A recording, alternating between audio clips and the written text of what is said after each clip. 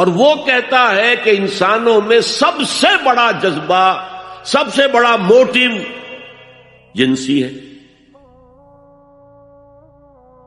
اللہ نے بڑی کشش رکھی، مرد میں عورت کے لیے، عورت میں مرد کے لیے، لیکن عورت پیسیو ہے مزاجن، وہ اقدام نہیں کرتی، آگے نہیں بڑھتی، مرد اقدام کرتا، آگے بڑھتا۔ یہ جو کشش ہے، اس کے نتیجے میں مرد اور عورت کے درمیان بے حجابی گویا کہ آگ پر تیل ڈالنا ہے، آگ بھڑکے گی۔ اسلام نے اس کو روکا ہے، پورا نظام اس کا معاشرتی، ایک بہت بڑا پردہ پورے معاشرے میں ہے، بہت بڑا پردہ، جیسے یہ چھوٹا سا پردہ آپ کو نظر آ رہا ہے نا، ادھر عورتیں ادھر مرد ہیں۔ اب یہ ہے بہت پیاری آیت ہماری خواتین کے لیے قابل غور۔ نیک بیویاں تو وہ ہیں جو تابع دار ہوں، اطاعت کیش ہوں، مردوں کا کہنا مانے، ان کی اطاعت کریں۔ حافظات للغیب، اور غیب میں ان کے لیے محافظ بنے، ان کے مال کا کی بھی حفاظت کرے۔ یہ نہیں خیانت کر کے اب شوہر تو گیا ہوا، جو چاہو اس کے مال میں سے جس کو میں جو چاہوں دے دوں، نہیں، یہ اس کا مال جو ہے وہ اسی کا ہے، اس کی خیانت نہیں کرے گی، وہ امانت کے ساتھ حفاظت کرے گی، اور اس کے علاوہ اپنے نفس کی حفاظت کرے گی، اس لیے کہ وہ بھی اب شوہر کی امانت ہے۔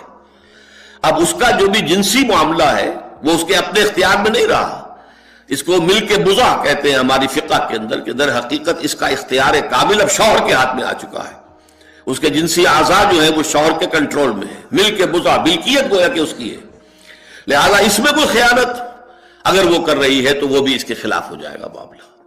فالصالحات قانتات، تو نیک بیویاں وہ ہوتی ہیں جو تابع دار ہو، فرما بردار ہو، اور غیب میں یعنی شوہروں کی عدم موجودگی میں جبکہ وہ موجود نہیں ہے حفاظت کرنے والی ہوں، اور وہ حفاظت مال کی بھی اور ان کا اپنے نفس کی بھی، اور یہ کام آسان نہیں ہے، آپ کو معلوم ہے۔ شوہر کبھی 4 مہینے کے لیے باہر چلا گیا ہے، کبھی 1 سال کے لیے باہر چلا گیا ہے، عورت کے لیے اپنے نفس کو تھامے رکھنا، اپنی جنسی خواہشات کو، فرض کی جوان عورت ہے، اس کی بھی تو نفسانی خواہشات ہیں، تو آسان کام نہیں ہے۔ یہی وجہ ہے، آپ کے علم میں ہوگا کہ واقعہ بڑا عجیب پیش آیا تھا، اس کو بیان کرتے ہوئے شرم بھی آتی ہے۔ حضرت عمر رضی اللہ تعالیٰ عنہ اپنی رات کے گشت میں ایک مکان کے پاس سے گزر رہے تھے، تو انہوں نے سنا کہ ایک عورت جو ہے وہ بڑے درد بھرے الفاظ میں کچھ گا رہی ہے۔ اگر مجھے اللہ اور اس کے رسول کا فرق کا خوف نہ ہوتا تو تم دیکھتے کہ اس وقت میری چارپائی جو ہے چرچرا رہی ہو۔ تو اس پر حضرت عمر جو ہے وہ ایک دم تنبہ ہوا کہ ہمارے لوگ جو ہیں جہاد پر جاتے ہیں، سال بھر تک واپس نہیں آتے، تو اس سے تو سوسائٹی کے اندر بہت زیادہ جو ہے ایک اندیشہ اور خطرہ پیدا ہو جائے گا۔ تو انہوں نے اب دیکھیے یہ بات بھی کہ دین میں کوئی شرم اور حیا اس معاملے میں نہیں ہے، کہ اپنی بیٹی سے پوچھا، حضرت حفصہ سے، اب وہ بیٹی بھی ہے اور ام المومنین بھی ہے، حضور کی اہلیہ ہے تو ام المومنین ہے، لہذا حضرت عمر کے لیے بھی ماں کے درجے میں ہے، اگرچہ ہے حضرت عمر کی صاحبزادی، کہ تم مجھے بتاؤ حفصہ ایک عورت زیادہ سے زیادہ کتنے عرصے تک صبر کر سکتی ہے؟ اور کوئی قباحت محسوس نہیں کی حضرت حفصہ رضی اللہ تعالی عنہا نے، کہا 4 مہینے۔ تو پھر انہوں نے یہ آرڈر نافذ کر دیا، کوئی مجاہد 4 مہینے سے زیادہ جو ہے وہ بحث پر نہ رہے، لازماً وہ آئے چھٹی لے کر اور وہ گھر پہنچے۔ آپ اس کی روشنی میں دیکھیے جو کچھ ہمارے ہاں ہو رہا ہے، امارات میں جو لوگ کام کرتے ہیں، سعودی عرب میں کام کرتے ہیں، باہر کے ممالک میں کام کرتے ہیں، جوان بیویوں کو یہاں چھوڑ جائے، پھر جو قصے ہوتے ہیں، جو سکینڈلز ہوتے ہیں، پھر جب وہ شوہر صاحب تشریف لاتے ہیں تو وہ دیور اور بیوی جو ہے مل کر اسے قتل کرتے ہیں، اس لیے کہ یہاں تو دنیا بدل چکی ہے، دیور کی اور بھابھی کے رشتہ کچھ اور ہی بن چکا ہے، لہذا وہ قتل بھی کرتے ہیں، مال بھی سارا لے لیتے ہیں۔ یہ ساری خبریں آپ اخبارات میں پڑھتے ہیں۔ یہ کیوں ہے؟ فطرت کے خلاف ایک طرز عمل آپ اختیار کر رہے ہیں، یا تو اپنی فیملیز کو ساتھ لے کر جائیے، یا یہ ہے کہ پھر یہ وقفہ کا جو ہے معاملہ زیادہ، میں سمجھتا ہوں اس حدیث کے بعد جو حضرت عمر کا فیصلہ تھا 4 مہینے کا، اس سے زائد جو ہے باہر سٹے کرنا، اپنے گھر نہ آنا، ایک اعتبار سے گناہ کے درجے کی بات ہو جائے گی۔ علیکم بسنتی و سنت الخلفاء الراشدین المہدیین، تمہارے ذمے ہے میری سنت بھی اور خلفاء راشدین جو ہے میری، ان کی سنت بھی۔ انسانی تمدن کا اہم ترین اور بنیادی ترین مسئلہ کیا ہے؟ تمدن کا ایک ہے انسانی زندگی کا مسئلہ۔ انسانی زندگی کا سب سے پہلا مسئلہ وہی ہے کہ جو حیوانی زندگی کا بھی ہے، اپنی مادی ضروریات، پیٹ کھانے کو مانگتا ہے، سب سے پہلے یہی ہے، اس میں کوئی شک نہیں۔ لیکن اس کے بعد جب دو انسان ملتے ہیں اور اس سے تمدن شروع ہوتا ہے، اس کا سب سے بڑا مسئلہ ہے انسان کی شہوت۔ اللہ نے دو جنسیں بنا دی ہیں، مرد ہیں، عورت ہیں، اور ان دونوں کے درمیان تعلق سے نسل آگے چلتی ہے۔ اب اس معاملے کو کیسے ہارنس کیا جائے، کیسے منظم کیا جائے، یہ جذبہ بہت پوٹنٹ ہے۔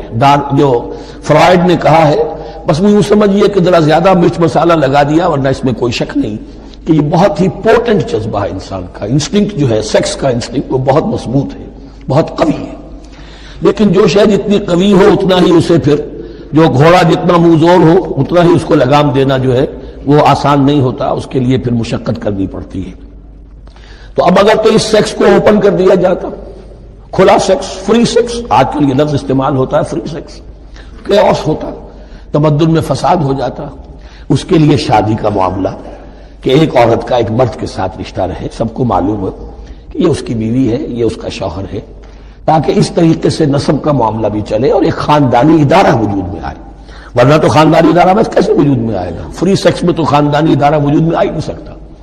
تو شادی کا، نکاح کا یہ رشتہ جو ہے، یہ اللہ تعالیٰ نے اختیار کیا اور یہ انسانوں کو سکھایا۔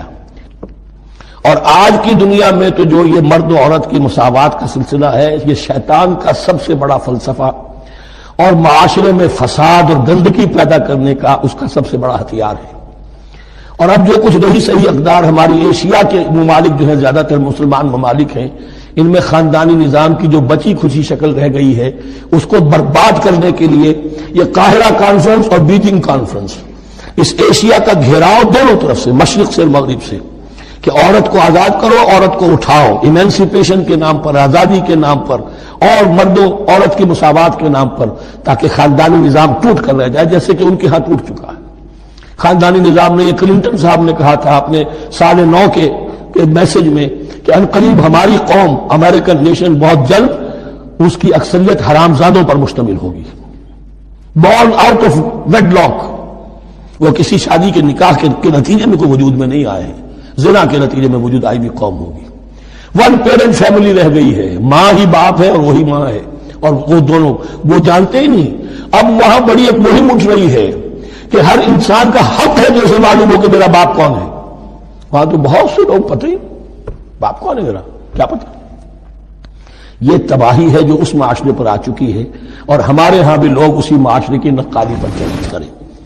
وَيَسْأَلُونَكَ عَنِ الْمَحِيضِ، اور وہ عورتوں کے ایام ماہواری کے بارے میں آپ سے سوال کر رہے ہیں۔ قُلْ هُوَ أَذًى، کہہ دیجئے وہ ایک ناپاکی بھی ہے اور ایک تکلیف کا مسئلہ بھی ہے۔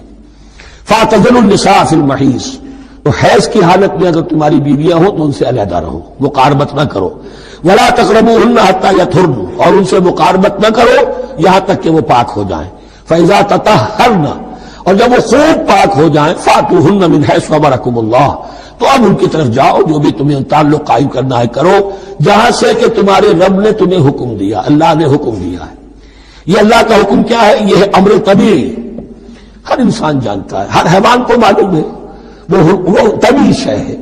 لیکن یہ کہ اب عورتوں کے ساتھ بھی اگر انسان جو ہے وہ لواطت کا فعل شروع کر دے، قوم عمل لوط، تو ظاہر بات ہے کہ عمل قوم لوط تو وہ چیز جو ہے غلط ہے، وہ حرام ہے۔ یہ تو اللہ تعالیٰ نے جو بھی تمہاری فطرت میں ڈالا ہے راستہ، وہ در حقیقت من حیث امرکم اللہ، ان اللہ یحب التوابین ویحب المتطہرین، یقیناً اللہ محبت کرتا ہے بہت توبہ کرنے والوں سے اور بہت پاک بازی اختیار کرنے والوں سے، ان ناپاک چیزوں سے دور رہنے میں۔ نساؤکم حرث لکم، تمہاری بیویاں تمہارے لیے کھیتیوں کے مانند ہیں، جیسے کھیت میں بوتے ہو، فصل کاٹتے ہو، بیویوں کے ذریعے سے اللہ تعالیٰ تمہیں اولاد عطا کرتا ہے۔ فاتو حرثکم انا شئتم، تو جو بھی کھیتی والی جگہ ہے ادھر تم جاؤ جدھر سے چاہو، یعنی اس میں یہ ہے کہ کوئی رکاوٹ نہیں ہے۔ اللہ کے سوا کسی اور کی اطاعت جس سے اللہ کی معصیت لازم آتی ہو، شرک۔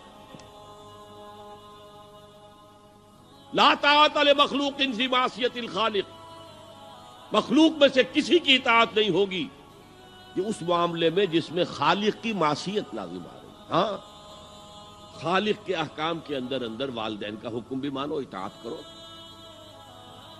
اساتذہ کا حکم مانو، کسی اور کو اپنا لیڈر مانا ہے اس کا حکم مانو، لیکن ناٹ بیونڈ وہ جو سرکل ہے کتاب و سنت کا، اس سے باہر نہیں۔ لا طاعت لمخلوق فی معصیۃ الخالق، یہ آپ الجبرے کے فارمولے کے طور پر اپنے سامنے رکھیے، اب اسے اپلائی کیجئے۔ جیسے فارمولوں کے ذریعے سے پھر بڑے بڑے وہ سم جو ہے وہ حل کیے جاتے تھے سوالات۔ صبح کا وقت ہے، آنکھ بھی کھلی ہے، کوئی اذان کی آواز بھی کان میں آئی ہے، آپ کا نفس کہتا ہے ابھی سو جی، آپ نے اپنی چادر یا کمبل کو درست کیا اور کروٹ لی اور سو گئے۔ یہ کیا ہے؟ آپ نے کس کا حکم پیچھے پھینکا اور کس کا حکم مانا؟ اللہ کے حکم کو پیچھے پھینک دیا، نفس کے حکم کو آگے رکھا۔ یہ شرک، اس شرک کو جاننے والے بہت کم ہیں۔ مولانا روم نے خوب کہا تھا، نفس ماں ہم کم ترس فرعون نیست لیکن اورعون ایراعون نیست، میرا نفس بھی فرعون سے کم نہیں ہے۔ فرعون نے کہا تھا نا الیس لی ملک مصر وہذہ الانہار تجری من تحتی، کیا اس ملک مصر کی حکومت میری نہیں ہے؟ اور سارا جو یہ آب پاشی کا نظام ہے، انہار کا نظام ہے، وہ میرے کنٹرول میں نہیں ہے؟ جس کا چاہوں موگا کھلا رکھوں، جس کا چاہوں بند کر دوں۔ یہ تھا خدائی کا دعویٰ، انا ربکم الاعلی۔ تو مولانا روم کہتے ہیں میرا نفس بھی اس سے کمتر نہیں ہے، وہ کہتا یہ جسم میرا ہے، اس پر میرا حکم چلے گا، میں نہیں جانتا کون اللہ کون رسول، کیا حرام کیا حلال۔ تو فرعون سے کم تو نہیں ہے میرا نفس، لیکن اورعون اس کی بہت مدد تھی، فوج تھی، لاؤ لشکر تھا، تو اس نے زبان سے بھی کہہ دیا کھل کر انا ربکم الاعلی۔ میں مسکین ہوں، غریب ہوں، میرے پاس کوئی طاقت نہیں ہے، میں زبان سے تو کچھ نہیں کہہ سکتا، اندر سے میرا نفس یہی کہتا۔ یہ نفس کی حکومت قرآن کہتا ہے، میں حیران ہوتا ہوں، دو جگہ یہ مضمون آیا ہے، ارأیت من اتخذ الہہ ہواہ افانت تکون علیہ وکیلا، اے نبی تم نے دیکھا اس شخص کو، اس کے حال پر غور کیا جس نے اپنی خواہش نفس کو اپنا الہ بنا لیا ہے۔ اللہ اکبر، الہ، لا الہ الا اللہ، کلمہ توحید کا مرکزی لفظ یہاں آ رہا ہے، من اتخذ الہہ ہواہ، جس نے اپنی خواہش نفس کو اپنا معبود بنا لیا، الہ بنا لیا۔ افانت تکون علیہ وکیلا، کیا آپ ایسے شخص کی کوئی ذمہ داری لے سکتے ہیں؟ سود حرام ہوا کرے جی، حرام ورام، ہمارا دھندا جو ہے وہ آگے بڑھ نہیں سکتا، تو اللہ کے حکم کو پیچھے ڈالا، نفس کے تقاضے کو آگے رکھا۔ کون معبود ہے آپ کا؟ نام عبداللہ رکھیے، نام عبد الرحمن رکھیے، ہے عبد النفس، نفس کے بندے، نفس کے غلام۔ یہ میں نے یوں سمجھیے کہ جیسے میں نے ہجرت اور جہاد کی ڈیفینیشنز کی تھی۔ ہجرت کا بیس کیا ہے؟ پوچھا گیا ایو الہجرت افضل ہو یا رسول اللہ، اے اللہ کے رسول بتائیے سب سے اعلیٰ ہجرت کون سی ہے، افضل؟ فرمایا ان تہجر ما کرہ ربک، ہر اس چیز کو چھوڑ دو جو تمہارے رب کو پسند نہیں۔ آج رات ہی سے آپ ہجرت شروع کر سکتے ہیں۔ جائزہ لیجئے کیا کیا چیزیں میری زندگی میں خلاف